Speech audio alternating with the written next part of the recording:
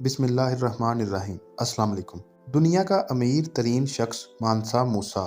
مالی کا بادشاہ موسیٰ اول کو کئی ناموں سے جانا جاتا ہے، جن میں مالی کا آمر، غرناطہ کا فاتح اور شیر مالی شامل ہے۔ مغربی دنیا میں وہ مانسا موسیٰ کے نام سے مشہور تھا۔ موسیٰ ایک اسلامی نام ہے جس کا معنی بادشاہوں کا بادشاہ ہے۔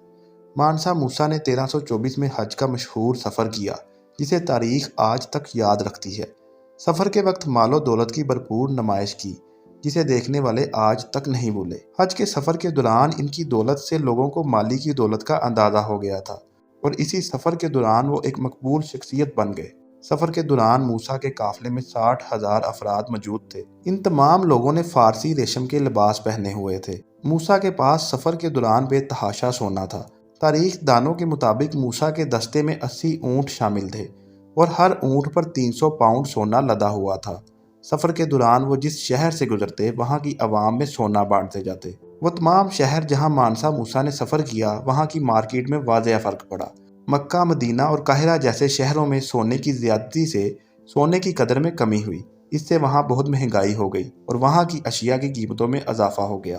مکہ سے واپسی پر موسیٰ نے بہت سے تعمیراتی منصوبے شروع کیے۔ بہت سے تعلیماتی ادارے اور مسجد گاؤں اور شہروں میں تعمیر کروائیں۔ مانسا موسیٰ کے محل کی تعمیر کے لیے بہت سے معماروں کو اسپین اور قاہرہ سے بھیجا گیا۔ مشہور عالمی یونیورسٹی سنکور کی تعمیر بھی اسی دور میں ہوئی۔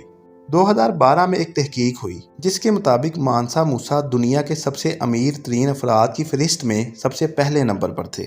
مانسا موسیٰ کی موت کے وقت ان کی کل مالیت $400 بلین تک تھی، جو اسے آج تک کا سب سے امیر ترین شخص بناتا ہے۔